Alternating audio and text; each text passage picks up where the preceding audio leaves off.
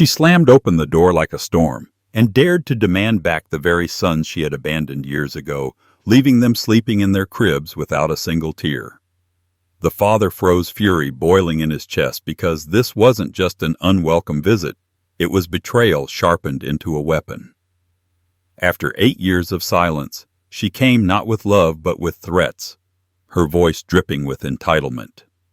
Every viewer watching will feel the sting of injustice, the rage of a man forced into a cruel test of loyalty. What happens next will shake everything. Subscribe now and comment where you're watching from, because this story is only beginning. He could still see that night as if it had been carved into stone, a night that never loosened its grip on his memory. The house was quiet except for the faint ticking of the clock in the hallway. 2 small boys slept soundly in their shared room, their tiny chests rising and falling with the innocence of children who had no idea their world was about to be ripped apart. Their mother, his late son's wife, stood in the doorway with a bag over her shoulder, her eyes fixed somewhere beyond the walls, beyond responsibility, beyond love. She didn't cry. She didn't whisper goodbye. She didn't even glance at the cribs where her sons dreamed. She simply turned her back and walked away, her footsteps fading down the front steps, like the last echo of a life she had already abandoned. The father stood in the kitchen that night, frozen, his hands gripping the edge of the counter so tightly the wood creaked. He had lost his son months before to a cruel accident on the highway, a wreck that left nothing but silence in its wake. He thought that was the deepest cut a man could endure. He was wrong. Watching the woman his son had loved, the mother of his grandsons, discard them like an old coat left in the rain, that was a wound that reached deeper than bone. It wasn't just grief. It was fury, hot and relentless, mingling with something stronger than both duty. He had stepped into the boys' room, the air heavy with the smell of baby powder and innocence. The night light glowed in the corner, casting soft halos across their sleeping faces. He remembered brushing a strand of hair from the youngest one's forehead, whispering to himself, a promise he never spoke aloud, they would never know abandonment again, not as long as he had breath in his body. The father tucked the blanket tighter around them, listening to the faint hum of their breathing, and in that fragile sound he found his purpose. He would be the shield. He would be the anchor. The days that followed were merciless. He had to explain to neighbors why the children's mother no longer appeared at church, why her car no longer sat in the driveway, why she didn't wave from the porch anymore. He could see the pity in their eyes, the quiet judgment. He ignored it. His focus was on bottles warmed at midnight, diapers changed with steady hands, scraped knees kissed better on the front steps. He was no longer just a grandfather. He was father twice over, building a world for 2 little boys out of the ruins left behind. There were nights when the ache of loneliness threatened to swallow him whole. He would sit at the kitchen table long after the boys had gone to bed, staring at his son's photograph. The smile frozen in that picture mocked him with everything that should have been, everything stolen by fate and betrayal. He wanted to rage. He wanted to collapse. But instead he made lists of groceries, planned the week's meals, and balanced the bills. He learned to braid shoelaces, to patch jeans, to cook pancakes shaped like dinosaurs. Every small victory was another brick laid in the fortress he built around those boys. When the youngest woke screaming from nightmares, he was there holding him until the sobs slowed. When the oldest brought home drawings from school, scribbles of houses, stick figures with wide smiles, he taped them proudly to the refrigerator. He was both mother and father, teacher and protector, the quiet force holding back the storm of abandonment. And in those moments of exhaustion, when his back ached and his hands trembled from labor, he reminded himself of that night. He remembered the cold eyes of the woman walking away, and the way her shadow stretched across the floor without pause or hesitation. That image was fuel. It kept him standing when the weight threatened to crush him. Years passed in a blur of baseball games, parent-teacher conferences, and scraped elbows patched with Band-Aids. The boys grew taller, their laughter filling the house like sunlight after a storm. Strangers would comment on how lucky they were to have such a dedicated grandfather, and he would smile, but inside he knew luck had nothing to do with it. It was sacrifice pure and unflinching. It was love sharpened by grief and steeled by betrayal. Yet beneath the surface of all the joy, a sliver of anger remained lodged in his chest, like glass. He never spoke of it, never let the boys see it, but he felt it whenever he glanced at the empty driveway or heard someone mention her name. That anger was a reminder, a scar he carried with him every day. She had chosen absence. He had chosen permanence. And though it broke him in ways unseen, he never regretted the choice. Even on the quiet evenings when the house settled into silence and the boys were asleep, he sometimes sat in the dark living room and replayed the sound of her footsteps leaving. It was a sound he could never erase, but it was also the sound that defined him. That night forged his resolve, hardened his heart, and gave him a mission no court, no stranger, no betrayal could strip away. And now, as she stood years later demanding what she had abandoned, that memory roared back with brutal clarity. He remembered every detail, the bag on her shoulder, the way she didn't look back, the empty chill left behind. He felt the same fire that had carried him through sleepless nights and endless days of sacrifice. The battle she thought she had begun with her sudden return had already been decided long ago.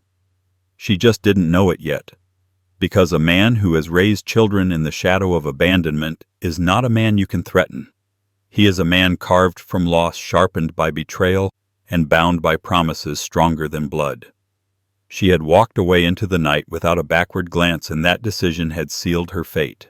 What she was about to face would not be a negotiation, not a plea, but a reckoning. And in the silence of his heart he knew this was only the beginning. What came next would test not just the strength of his will, but the very definition of family itself. 8 years had passed. 8 years of mornings filled with the sound of boys crashing down the stairs, of lunches packed in brown paper bags of scraped knees, and bedtime stories told by the glow of a single lamp. The house had become alive again, every corner echoing with the rhythm of childhood. And for the father it was more than just noise. It was salvation. Each report card pinned to the fridge, each baseball game in the blistering summer heat, each whispered secret before bed, stitched him tighter into the role his son had left vacant. These boys were no longer just his grandsons. They were his sons in every way that mattered, and he carried the weight proudly. He had learned patience the hard way, had mastered the delicate balance of discipline and tenderness. He taught them how to ride bikes on the cracked asphalt of the cul-de-sac, running beside them until his legs burned, cheering when they finally pedaled away on their own. He sat in the stands during school plays, clapping until his hands stung his chest, swelling when one of them took a nervous bow under the spotlight. He found joy in the smallest things: the smell of bacon sizzling on Sunday mornings, the sound of sneakers squeaking on a basketball court, the quiet peace of watching them sleep in the rooms he had painted himself. These were the moments that kept him standing when grief threatened to hollow him out, and he guarded them like treasures. Then came the letter. A plain envelope postmarked from a city far away slipped into his mailbox on an ordinary Tuesday. He almost tossed it aside with the rest of the bills until he saw the return address, until he saw her name etched in cold black ink. His pulse quickened, his breath caught. He tore it open, and with every word his world cracked wider. Kidnapping. The word blazed off the page like fire. She was accusing him, the man who had sacrificed everything, of stealing the children she had thrown away like yesterday's trash. He gripped the paper so hard it trembled in his hand, his vision blurring with fury.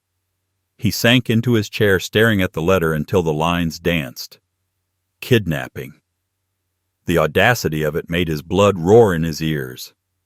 He thought of all the nights spent at their bedside during fevers of homework spread across the dining table of birthdays, where he stretched every dollar just to make the boys feel special. And now, after 8 silent years, she dared to crawl back into their lives, not with apology, not with love, but with this blade aimed straight at his heart. The boys were in the backyard when he found them chasing each other in the last rays of daylight, their laughter carrying on the breeze. He stood at the window, clutching the letter in his fist, and a deep ache rose in his chest. How could he explain to them that the woman who left them in their cribs now wanted to rip them away again? How could he tell them that their lives so carefully built were under threat? He folded the letter, slid it into his pocket, and forced a smile when they ran inside, breathless and red-cheeked, asking what was for dinner. But later that night, when the house grew quiet and only the hum of the refrigerator filled the silence, he let the mask slip. He poured himself a glass of whiskey, his hand trembling, and stared at the family photographs lining the mantel. His late son smiling on his wedding day. The boys at various ages frozen in time, missing teeth. Halloween costumes, proud little faces smeared with cake. These were not stolen memories. These were earned. He had built this life from ashes, and no courtroom, no conniving woman with sharpened lies could erase that truth. The next day he walked into his lawyer's office, the letter clutched like evidence from a crime scene. His lawyer read it, eyebrows lifting, lips tightening into a thin line. "She's asking for blood money," the lawyer muttered, shaking his head. $500,000 or she presses charges. She's calling it restitution. The father's jaw clenched. Restitution.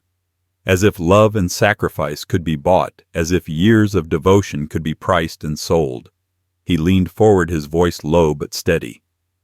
"I won't give her a cent, and I won't give her the boys." The fight was no longer about custody. It was about truth. It was about proving that what he had done was not theft, but salvation. Still, the thought of standing in a courtroom while strangers weighed his worth chilled him to the bone. He imagined the boys called to testify, their innocence dragged into the cold machinery of the law. He imagined the woman standing across from him, feigning regret, painting herself as a victim, while he was cast as the villain.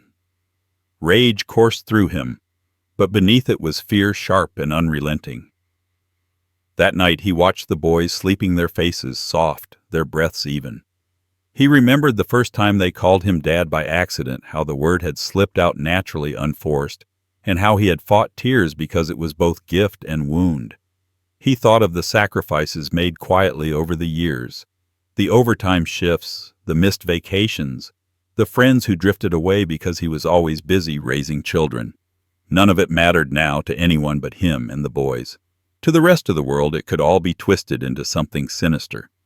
The days grew heavier as whispers began to circulate. A neighbor mentioned receiving a call from a private investigator. A teacher hinted that someone had asked about school records. The woman was building a case, crafting a story brick by brick, and each brick was designed to bury him. He moved through the weeks like a soldier under siege, every knock at the door, every ring of the phone sending a jolt of dread through his veins. Yet through the fear his resolve hardened. He was not the kind of man who cowered. He had endured grief, betrayal, loneliness, and still he stood. This was just another test, another storm to weather. And as the shadows lengthened and the fight loomed closer, he clung to one truth with iron certainty. Those boys were his, not by law, not by blood, but by every sleepless night, every scraped knee, kissed every hug given when nightmares clawed at their dreams. The lawsuit was just paper, ink, and lies. What he held was flesh, blood, and love. And when the time came to face her, to face the courtroom, to face the world, he would not walk in as a man accused. He would walk in as a father defending his children. And what awaited on the other side of that battle would not be reconciliation, not compromise, but something far darker and more final. The letter might have carried the weight of betrayal, but inside the walls of his home life refused to bend to it. The boys filled the space with a rhythm that made silence impossible. In the evenings when the sun dipped low and painted the kitchen in gold, he would find them at the table, pencils scattered across the wood, math problems scribbled on loose sheets. One struggled over fractions, tapping his pencil in frustration, while the other leaned over with a grin, showing off his own solution like a victory flag. Their laughter broke the tension, a sound so full of life it rattled the chains of his fear. Watching them bent over their homework reminded him that fatherhood wasn't a title stamped on paper. It was built in moments like these, measured not in custody agreements but in ink stains on little fingers and the triumph in a child's smile. On weekends, the dining table transformed into a battlefield of creativity. Poster boards, paintbrushes, glitter, and tape turned the room into chaos, but it was the kind of chaos that breathed meaning into his life. He sat with them, helping cut cardboard for a school project or steadying a jar of glue before it toppled. The younger boy once smeared red paint across his cheek in a playful ambush, laughing until he couldn't breathe, while the older one declared himself art director and barked instructions with the seriousness of a general. The father laughed with them not because the projects mattered, but because the memories did. Every brushstroke, every crooked paper tower, every piece of glitter that clung stubbornly to the floor became proof of the world he had built for them. Baseball was sacred ground. Spring evenings found him sitting in the bleachers, the dusty field stretching wide under fading light, his heart pounding every time one of the boys stepped up to the plate. He remembered the first time the youngest struck out shoulders, slumping helmet too big for his head. He had walked down to the fence, called him over, and knelt, so their eyes met. "It's not about the strikeout. It's about showing up again tomorrow," he'd said. The boy nodded, eyes wide, and returned to the field with a determination that made the father's chest ache with pride.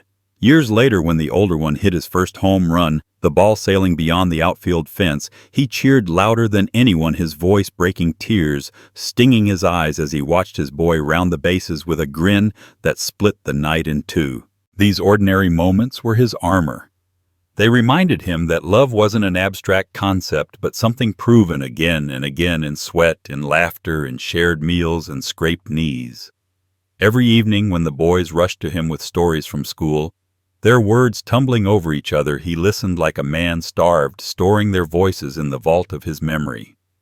He remembered tucking them into bed, the older one insisting on reading aloud from a dog-eared adventure book, while the younger curled up, close eyelids fluttering, still clutching his baseball glove. In those quiet nights when he closed their doors and stood alone in the hallway, he felt the house breathing with him, alive because they were in it. The lawsuit lingered in the background like smoke, but here in these walls it lost its power. No paper, no courtroom, no cold accusation could erase the simple fact of who they were to him. He was not a thief. He was the man who had stayed, the one who had shown up every single day for 8 years. That truth rang in every laugh, every bedtime story, every cheer from the stands. It was undeniable, unshakable, and it gave him the strength to stare down the storm. But beneath the warmth, the dread was still there, coiled tight in his chest. Each time he heard the phone ring, each time the mailbox clattered shut, he braced himself. The outside world was circling, hungry to dismantle the life he had built. And though the laughter of his boys gave him strength, it also sharpened his fear, because he knew what was at stake. Losing them would mean losing not just his family, but the very reason he had endured. One night, as the boys slept, he sat at the kitchen table, surrounded by the remnants of their latest project. Crumpled paper, half-finished drawings, streaks of paint across the wood. He stared at the mess, then at the letter tucked in a folder on the counter, and the contrast struck him like a blade. The woman who had left them would never understand this, never understand how family was forged in the ordinary, in the rituals of love repeated so often they became sacred. She thought she could erase 8 years with a lawsuit. She thought the law could redefine blood and loyalty. She was wrong, because every laugh he heard, every cry he comforted, every lesson he taught was a shield that no courtroom could tear apart. And though the fight ahead promised to be brutal, he knew he wasn't stepping into it empty-handed. He carried their voices, their trust, their love. That was his proof. That was his weapon. And what waited when he finally faced her again would not be the man she remembered. It would be someone far more dangerous, a father armed with the power of 2 boys who had chosen him long ago. The demand landed like a thunderclap, splitting the air with its sheer audacity. $500,000. The figure sat on the page like a ransom note, obscene in its cold precision. It wasn't written as a request. It was an ultimatum: pay or lose the boys. His hand shook as he held the letter, but not from fear. It was rage, the kind that burned cold, the kind that sharpened every thought into a blade. This wasn't about justice. It wasn't about motherhood. It was extortion dressed in legal language, a grotesque attempt to put a price tag on 8 years of sacrifice. He stared at the number again, trying to imagine what could drive someone to think they had that right. $500,000. Did she think his love was something to be purchased? Did she imagine he would cave, trembling, writing a check just to keep his boys safe? The bile rose in his throat at the thought. She hadn't been there when one of them broke his arm falling from a tree. She hadn't spent nights at the hospital holding his hand through the pain. She hadn't been there when the older one stood frozen before a classroom speech, eyes watering until he whispered, "Dad, I can't." And the father steadied him with a nod that gave him the courage to continue. She hadn't earned a single moment, but now she wanted to collect the reward. He folded the letter slowly, deliberately, pressing the creases flat with his palm as though taming a snake. Then he dropped it onto the table and leaned back, staring at the ceiling. $500,000. To her it might have sounded like justice. To him it sounded like blood money, a bribe meant to erase every bedtime story, every scraped knee, every hug in the dead of night. The fury in his chest grew heavier until it became something else, something colder, more dangerous. Defiance. That night he sat in his study with the blinds drawn, the soft tick of the clock filling the silence. On his desk lay the evidence of his life tax returns filed year after year. Receipts from every medical bill, every pair of cleats, every tutor hired when grades slipped. Proof of a man who had provided, who had stood in the place of two parents. He picked up a photograph himself and the boys at a 4th of July picnic, their faces smeared with mustard fireworks streaking the night sky behind them. Family. That was the word that lived inside the frame, not theft, not kidnapping, and certainly not something for sale. He could feel her hand in all of this, the manipulation, the arrogance. This wasn't just her alone. There were lawyers whispering in her ear, telling her there was money to be made, that his devotion could be weaponized against him. They thought he would fold. They thought the fear of losing his boys would force him to kneel. But they didn't know the kind of man he was. They didn't understand that once you've buried a son and picked up the shattered pieces of 2 children left behind, you don't bow, you don't bend, you fight. The next morning he poured his coffee and watched the boys argue over a cereal box, their voices rising in playful defiance of each other. He smiled a small, steady smile. They were his reminder. Their laughter was his anchor. He sipped slowly, feeling the warmth spread through him, and whispered a promise to himself. Not 1 cent, not 1 inch. If she wanted a war, then a war was what she would get. When his lawyer called later that day, advising caution, suggesting they explore a settlement to avoid the ugliness of a trial, he listened in silence.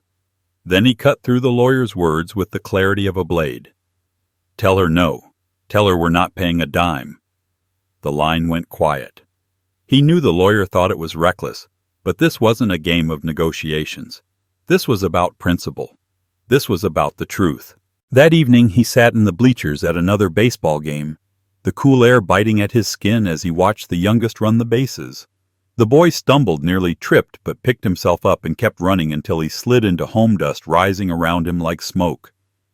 The crowd cheered. The father stood clapping his chest, swelling with pride.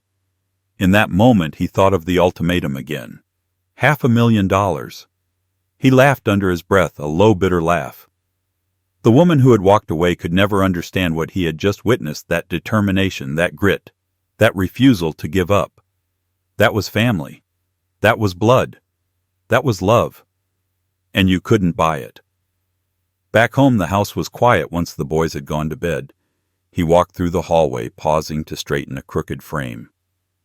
The walls were lined with years of memories, report cards, drawings, team photos. Every step reminded him of what was at stake, of what she thought she could threaten. He stopped at their doors, listening to their steady breaths. His jaw tightened. If she wanted to drag him into court, let her. He had truth on his side. He had years of proof written into the fabric of their lives. He returned to his study, switched on the desk lamp, and pulled the letter back out. He read it again, every line now stripped of its power. He saw it for what it was. Desperation masquerading as control. He set it down beside the photo of his son, whose absence still haunted the house. He could almost hear his boy's voice, steady and sure, reminding him that no dollar amount could measure the worth of a father's love. The father leaned back, folded his arms, and let the silence settle around him. His eyes burned with the kind of fire that doesn't fade, the kind that builds. This wasn't just about fighting back anymore. This was about sending a message. She thought she could put a price on love. She thought wrong, and as the night deepened, he understood something with absolute certainty: the courtroom would not be the end of this. It would only be the beginning of a reckoning far greater than she could ever imagine. The law office smelled faintly of leather and dust, a place where time seemed to stall under the weight of other people's battles. He sat across from his attorney, a stack of folders between them like bricks laid for a wall. The lawyer adjusted his glasses, slid one file across the desk, and spoke in a tone that mixed caution with calculation. "We have ground to stand on," he said, tapping the folder. "But it won't be easy. She's not walking into this alone. She has counsel, and they're ambitious. They see a payday." The father opened the folder with hands steadier than he felt. Inside were school records, medical reports, photographs, every trace of the life he had built for the boys. Doctor's notes, documenting the times he rushed them to emergency rooms, vaccination records signed in his name, teachers' comments praising his involvement. There were pictures of baseball games, parent-teacher conferences, birthdays with candles blown out under his watchful eyes. Each document was more than paper. It was proof etched into history. Proof that he hadn't stolen the boys but raised them. Still, the lawyer's voice pressed on, low and unyielding. "It's not about what's true. It's about what you can prove. And she's framing her absence as grief as trauma. They'll make her the victim if we're not careful." The father clenched his jaw. He could already see the courtroom, her eyes cast down, her voice trembling with rehearsed sorrow. He could hear her lawyer spinning a story about a young widow lost in grief, forced to abandon her children temporarily, now bravely trying to reclaim them.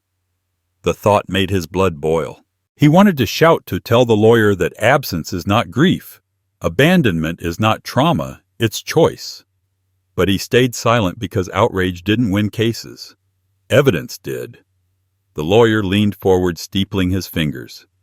"The strongest piece we have is the letter she left behind." He opened another file and slid out the yellowed paper, her handwriting still sharp and cold. It was the note she had scrawled the night she walked away, a note that had haunted him all these years. "I can't do this. I don't want them. They're yours now." The words sliced across the page like scars that never healed.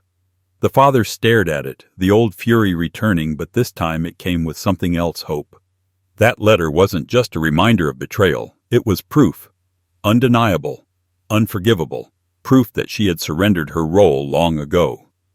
The lawyer continued, his voice measured. "If this letter holds, if the court admits it, we can build around it. Combine it with witness testimony. Neighbors who saw you raising them. Teachers who only ever dealt with you, doctors who never once saw her face, and we stand a chance. It won't be easy. Custody cases never are." But this letter could tilt the scales. Hope surged in him, but it was tangled with anxiety, sharp and restless. He thought of the boys asleep at home, their rooms cluttered with baseball gloves, school books, and sneakers left by the door. He thought of their laughter at the dinner table, their voices calling him Dad without hesitation. The idea of standing in a courtroom, having their lives dissected by strangers, twisted into arguments and counter-arguments, filled him with dread. They weren't evidence. They were children. His children. And yet he knew they would be forced into the storm, their memories turned into testimonies, their love weaponized against him. The lawyer's phone buzzed, breaking the silence. He answered briefly, then turned back, his expression grave. "Her side is moving fast. They want an emergency hearing. They're pushing the narrative that you manipulated her into giving up the children, that you took advantage of her state of mind after her husband's death. The father laughed, a sound sharp and humorless. Manipulated? I buried my son and picked up what she dropped. That's not manipulation, that's survival. The lawyer nodded but didn't smile. I know. But courts don't deal in emotion. They deal in arguments. And theirs will be brutal. He left the office that day with a folder of documents under his arm and a storm in his chest. Hope, because he finally had proof that could cut through her lies. Anxiety, because he knew how easily truth could be drowned in performance. He walked past rows of polished cars, past the hum of city traffic, the weight of the battle pressing down with every step. By the time he slid behind the wheel of his truck, his hands trembled against the steering wheel. He gripped it tight, forcing the shaking to stop. He couldn't afford fear. Not now. On the drive home, the city blurred around him, his mind replaying the lawyer's words. It's not about what's true. It's about what you can prove. He hated the truth of it. Hated that love and sacrifice weren't enough, that he had to translate 8 years of fatherhood into paper and testimony. But then he thought of the letter, those words in her own hand, and the fury inside him shifted into determination. That letter was the line she had drawn, and he would make sure the court saw it. When he walked into the house, the boys were sprawled on the floor, building a tower from mismatched Legos. They looked up, grinning, calling for him to join them. He dropped the folder onto the counter and sat down on the carpet, his hands guiding the blocks, his heart anchoring itself in their laughter. For a moment the weight lifted, and he let himself believe that love could win. But deep down, he knew the storm was coming faster than he had expected. The woman who once abandoned them was no longer a shadow from the past. She was gathering her weapons, sharpening her lies, preparing to turn their world upside down. And though he had evidence, though he had hope, he also knew this fight would demand more from him than anything he had faced before. Because in the end, this wasn't just about custody. It was about survival, and the battlefield was only just beginning to take shape. The truth reached the boys not through whispers but through the raw slip of a moment he could not control. They overheard a hushed conversation on the phone, their father's voice taut with strain as he argued with the lawyer about dates, hearings, and the threat of losing them. He thought they had been upstairs, lost in their games, but suddenly they were standing in the doorway, their faces pale, their eyes wide, the innocence of their youth pierced by something too sharp for their age. "Is it true?" the older one asked, his voice shaking. "Does she want us back?" The words hung heavy in the air, impossible to soften, impossible to deny. He sat down slowly, gesturing for them to come closer. They crossed the room hesitantly, like boys stepping into deep water, their fear written in the tremble of their lips. He pulled them close, one arm around each, his chest tightening as he felt their small bodies press against him. "She's saying things," he admitted, his voice steady, though his heart hammered. "But what matters is this: nothing, no one will ever take you from me without a fight." The younger boy buried his face in his chest, his shoulders quivering. The older one clenched his fists, trying to hold back tears, but failing. "We don't want to go," he said fiercely, his voice breaking. "She doesn't even know us. You're our dad. You always have been." The words cut through him like both a wound and a blessing. To hear them call him what he had become, not by blood, but by years of devotion, filled him with pride so fierce it was almost painful. Yet their fear, raw and unguarded, carved deeper than any lawsuit could. These boys were old enough to understand betrayal, old enough to remember who had been there for them and who had not. And now, confronted with the threat of being torn from the life they knew, their loyalty blazed like a fire he hadn't expected. That night was restless. They insisted on sleeping in his room, both of them curled up on the floor in sleeping bags, refusing to let him out of their sight. He lay awake, staring at the ceiling, listening to their breathing steady but shallow, the sound of children trying to hide their fear. His chest rose and fell with a heavy ache. He wanted to shield them from all of it, to lock the world outside, but the truth had already seeped in. They knew. They understood. And their fear had fused into loyalty so unshakable it terrified him. The days that followed carried a new weight. At school, the older one asked his teacher if someone could really make him live with a stranger, his voice cracking under the pressure.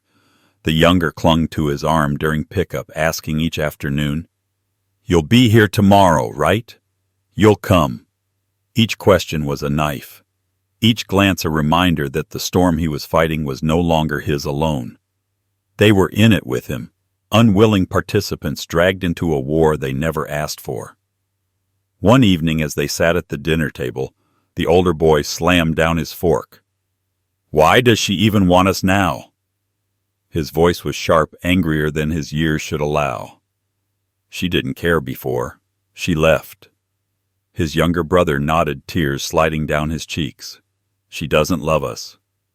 You do." The father reached across the table, placing his rough hand over their small ones, feeling their pulse, their heat, their life.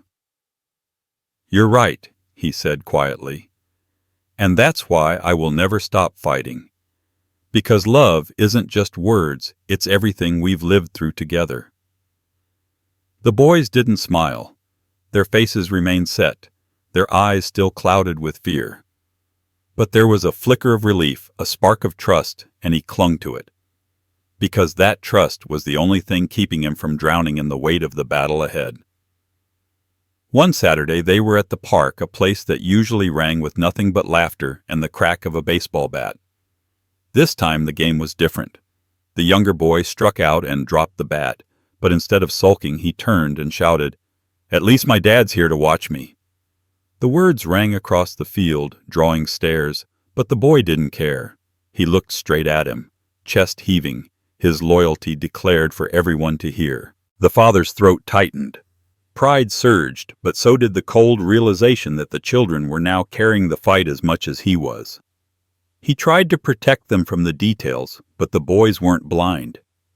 They saw the stacks of papers on the dining table, the late-night phone calls, the way his shoulders sagged when he thought they weren't looking. They whispered together in their room at night, plotting ways to prove they belonged with him. Scribbling notes they said they'd give to the judge if they had to. "We'll tell them," the older one insisted. "We'll tell them you're our dad and we don't want anyone else." The father wished he could tell them it wouldn't come to that their words wouldn't need to be weighed by strangers in a courtroom. But he couldn't lie. The truth was brutal and simple. Their loyalty would matter, but it would not shield them from the process. Still, their determination lit a fire in him. If they were willing to fight, then he had no choice but to fight harder, smarter, stronger. Late one night after they had finally fallen asleep, he stood at the window, staring into the dark yard, his reflection staring back at him. He thought of their words, their loyalty, their fear. He thought of how easily fear could be twisted in a courtroom, how loyalty could be painted as manipulation. He clenched his fists. She wanted to drag them into the light and twist their voices into something ugly, but he wouldn't let her. He couldn't. Because in their eyes, in their trembling voices, he saw the truth laid bare. They were his. And if the fight ahead demanded blood, sweat, and everything he had left, he was ready. What neither they nor she realized yet was that loyalty, once declared, has a power no lawyer can argue away. And that power was about to change everything. The storm of custody loomed larger by the day, yet he began to realize he wasn't standing alone. It started quietly, almost by accident. A knock on the door one evening revealed Mrs. Callahan, the neighbor from across the street. She carried a plate of cookies, her wrinkled hands trembling slightly as she spoke. "I heard about what she's trying to do," she said, her voice steady with outrage. "You've raised those boys better than anyone could. If they need someone to vouch for that, you can count on me." Her words caught him off guard, but the fire in her eyes told him this was more than neighborly concern. She had watched them all those years, seen the early mornings when he drove them to school, the nights he stayed late in the yard teaching them how to throw a baseball. She had noticed. She remembered. Not long after, their pediatrician called, his voice crisp but kind. "If the court needs records, they'll have them. Every appointment, every emergency visit, every late-night call you made on their behalf, it's all there." She never once showed up.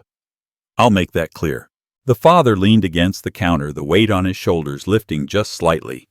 Each word was another stone removed from the crushing load. The doctor's testimony wasn't just medical evidence.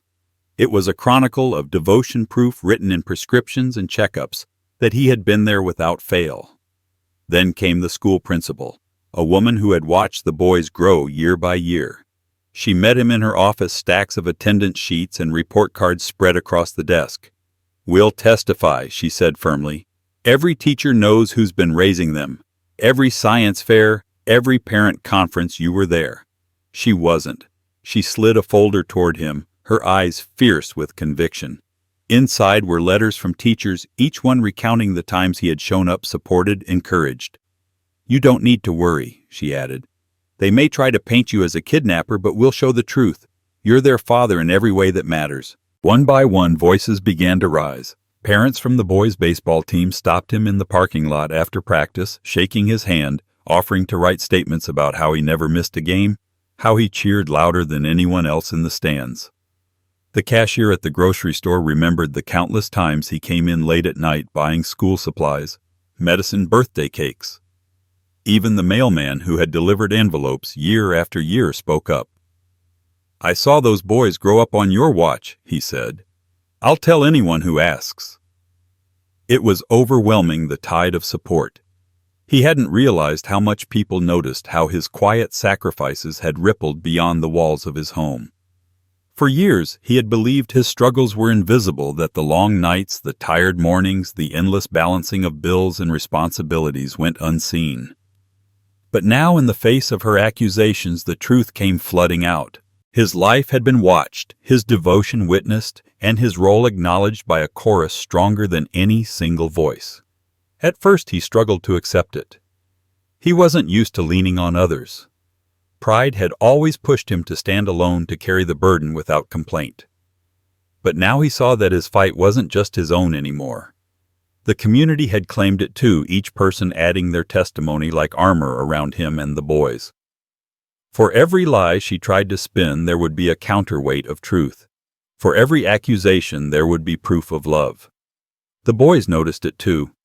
When their teachers pulled them aside to say how lucky they were, when neighbors stopped by with warm smiles and fierce words of support, their fear began to ease. They saw, maybe for the first time, that their father's love wasn't just felt within their home, it was visible to the world. Their loyalty deepened, but now it was tempered with pride. They stood taller, knowing others saw what they saw. The father gathered the statements, the records, the photographs, laying them out across the kitchen table late at night. Each page told a story. A signed note excusing an absence from school became proof of responsibility. A medical bill with his name scrawled at the bottom became evidence of care. A picture of a birthday cake, candles lit and faces glowing, became a declaration of family. Together, these fragments formed a mosaic, a living portrait of fatherhood that no one could dismiss. Still, the pressure weighed heavy. His attorney reminded him daily, "They'll fight hard, they'll twist every detail. We need every voice, every piece of evidence." And yet, for the first time, he felt something stir stronger than anxiety. Validation. After years of carrying the load alone, the world was speaking back to him, saying, "We saw you. We know the truth." One evening he walked the boys to the corner store. As they passed under the flickering streetlights, an old man sitting outside on a bench called out, "Don't let them scare you," the man said, his voice gravelly with age. "I've watched you with those kids. You're the kind of father this world doesn't make enough of." The father nodded. Words caught in his throat, his chest swelling with a strange mix of gratitude and resolve. By the time he returned home, arms full of groceries and the boys racing ahead with their laughter spilling into the night, he knew something had shifted. He wasn't just a man fighting to keep his family together. He was a man backed by a community that had witnessed his journey from the start. They would not let him fall. And yet, as powerful as their voices were, he knew the courtroom was a battlefield where even truth could be drowned by spectacle. Their support gave him strength, but it also sharpened his awareness. She would come armed with lies, cloaked in sympathy, ready to twist the story. And though he had an army behind him now, the final fight would demand something more. something only he could deliver. The courtroom was heavy with silence, the kind that presses on the skin like humidity before a storm. Rows of strangers filled the benches, their faces set in stone, waiting to watch a family unravel under the weight of truth and lies. The father sat at the table beside his attorney, his back straight, his jaw locked tight. Across from him she entered with careful steps draped in muted colors, her hair pulled back, her eyes cast downward like a penitent. She looked every bit the role her lawyers had dressed her for, a grieving mother reborn after years of sorrow, ready to reclaim what she had lost. When she spoke, her voice quivered just enough to sound rehearsed but believable. She told the court she had been broken after her husband's death, that grief had driven her to a place where she couldn't function. She said walking away from her sons wasn't abandonment, it was despair. Her words spilled like poisoned honey, sweet but laced with rot. She claimed therapy had healed her. That time had given her clarity that she now stood as a woman who had risen from the ashes and was ready to be a mother again. The father sat still, but inside his pulse thundered. He wanted to stand and shout, to tear apart the facade she wore like a mask. But he held his ground, knowing his time would come. He studied her as she wept into a tissue, the sobs conveniently timed when her lawyer rested a hand on her shoulder. Every gesture was a performance, every tear an act. The crowd leaned in, some shifting uneasily, unsure of what to believe. Then his lawyer stood, calm, deliberate, unhurried. He reached for a folder, slid it open, and pulled out the piece of paper that had haunted the father for nearly a decade. The letter. The courtroom quieted further, a collective breath drawn and held as the lawyer raised it for the judge to see. He read it aloud, every word cutting through the air like a blade. "I can't do this. I don't want them. They're yours now." The sound of her handwriting spoken aloud shattered the illusion she had built. Her eyes widened, her breath hitched, and the mask slipped for a flicker of a second. The father watched her carefully, saw the calculation in her face as she tried to recover, tried to twist the meaning. She whispered frantically to her attorney, her hands trembling, her voice breaking as she insisted it wasn't what it seemed. It was grief, she pleaded. "I didn't know what I was saying. I was drowning." But the damage had already been done. The courtroom shifted. The audience, once sympathetic, leaned back, now doubt etched into their faces. The judge narrowed his eyes, tapping a finger against the bench. The father could feel the air change, the tide beginning to turn. His lawyer pressed harder. Witnesses had already spoken. Teachers, doctors, neighbors. Their words carried weight, but this letter was a confession written in her own hand.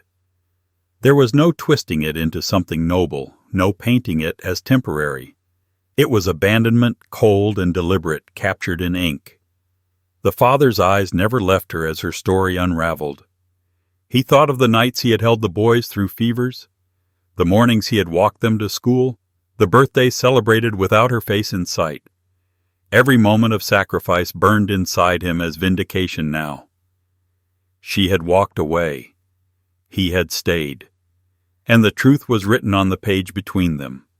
Still, her lawyer fought back. He tried to argue the letter lacked context, that it was written in a fragile state of mind, that no reasonable person would consider it a binding declaration. He painted the father as manipulative, claiming he had seized on a broken woman's words to justify keeping the boys. The lawyer's voice rose, his arguments sharp, his gestures animated, but every word clanged against the undeniable weight of that letter. The judge called for order more than once as the tension boiled. Every statement from her side was met with a counterpoint. Every attempt to shift blame pulled apart by evidence of years of devotion. The father's attorney brought up photographs, receipts, school forms, and medical bills, all in his name, none in hers. The narrative she tried to weave collapsed under the sheer weight of reality. At one point she broke. Her voice cracked into anger, her composure dissolving. "They're my children!" she shouted, her hands gripping the edge of the table. "You stole them from me!" The courtroom fell silent, every head turning, the words echoing like a confession. The father didn't move, didn't blink, just let the silence work against her. Her desperation, her unraveling was the clearest truth yet. When the session adjourned, the father walked out of the courtroom with the weight of years pressing on him. But for the first time, he felt the scales had shifted. Vindication wasn't victory, not yet, but it was a crack in the fortress she had tried to build. He knew the fight wasn't over. He knew her lawyers would regroup, find new angles, sharpen their lies for the next round. But he also knew this. The letter had spoken louder than any plea, louder than any staged tear. The truth had found its voice, and it had shaken the room to its core. And what came next would demand not just evidence, not just witnesses, but the raw strength of a father prepared to finish the war she had begun.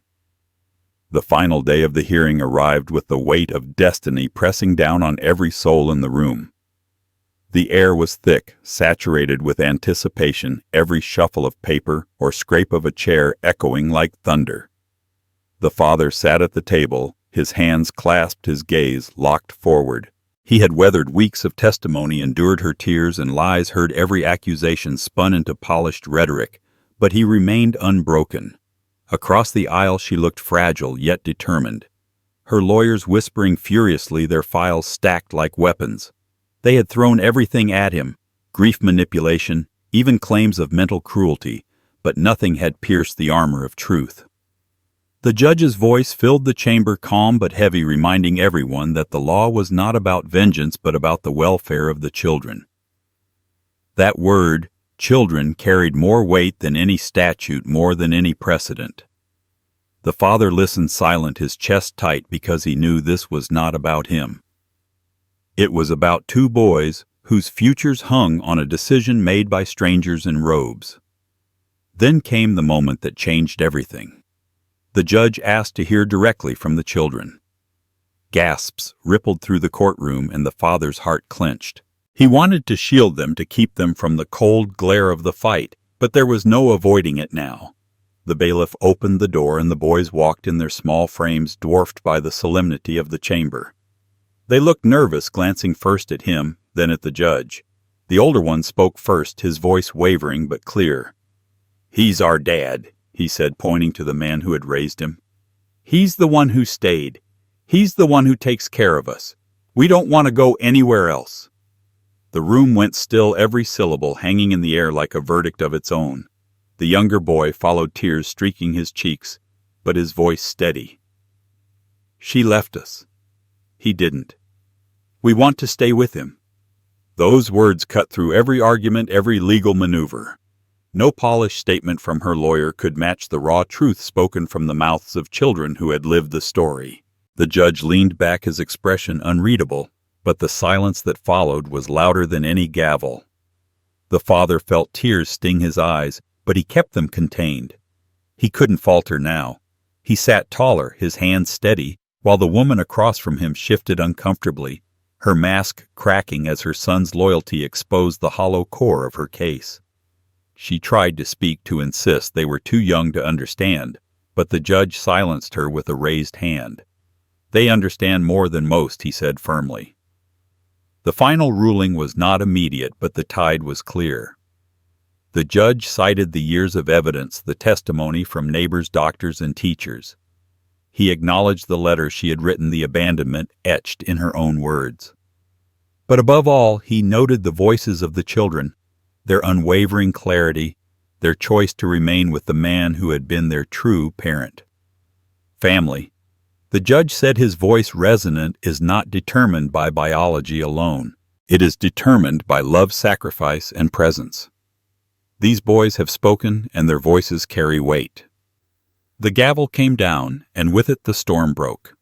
Custody was his. The courtroom erupted in murmurs, some in relief, others in quiet outrage. But for the father, the noise faded into nothing. All he heard was the rush of his own breath, the pounding of his heart, the weight of 8 long years finally lifting from his shoulders. The boys rushed to him, throwing their arms around his neck, their small bodies trembling with joy. He held them tight, his hands cradling the back of their heads, his tears finally breaking free. It wasn't triumph in the sense of conquest. It was triumph in survival. in truth, in love that had endured every assault and still stood unshaken. She sat across the room, her face pale, her eyes empty, the weight of defeat pressing her down. For the first time, she seemed to realize that motherhood could not be reclaimed by force, that years of absence could not be erased by courtroom performance. Her sons had spoken, and their words were final. When they left the courthouse, the sunlight felt different, brighter, sharper, as though the world itself had shifted. Reporters called questions, flashes went off, but he ignored them all. He held the boys' hands, one on each side, and walked forward with a dignity carved from pain and persistence. They didn't need to hear his words. His presence said everything. That night, back in the house that had carried their memories, they ate dinner at the worn wooden table. The boys laughed again, freer than they had in months, their voices echoing through the rooms like music. He watched them, the lines of worry softening on his face, and thought of the journey that had brought them here. Family, he realized, was never about blood. It was about showing up when it mattered, about sacrifice repeated so often it became the fabric of life. It was about loyalty that could not be bought, only earned. The war was over, but its lesson was eternal. Presence had triumphed over absence. Love had triumphed over lies. And in that victory, carved not by law but by truth, the father found peace. Yet even as he tucked the boys into bed, their laughter still ringing in his ears, he knew the story was not done. Life rarely granted endings so neat. But for now, in this moment, he had won. And tomorrow would bring a new chapter built not on fear, but on the unshakable bond they had fought so hard to prove. Life teaches us that family is not measured by biology or empty promises, but by presence, sacrifice, and loyalty. This story reminds us that being a parent is about showing up when it matters most, through sleepless nights, through hard times, through every moment when love requires action instead of words. For older audiences, it carries a powerful truth. Our value is not defined by what people claim about us, but by the quiet proof of how we have lived the lives we have touched and the consistency of our care. In a world where some abandon their responsibilities and others try to rewrite history, it is the steady truth of devotion that endures. The father's victory is not just legal. It is a victory of love over lies, of loyalty over betrayal, and of character over convenience. For anyone who has ever felt overlooked or discarded, let this be a reminder. Real family is built by choice and sacrifice, not by circumstance. If you believe love and loyalty define true family, subscribe now and share your thoughts in the comments. Your story might inspire someone else facing the same battle.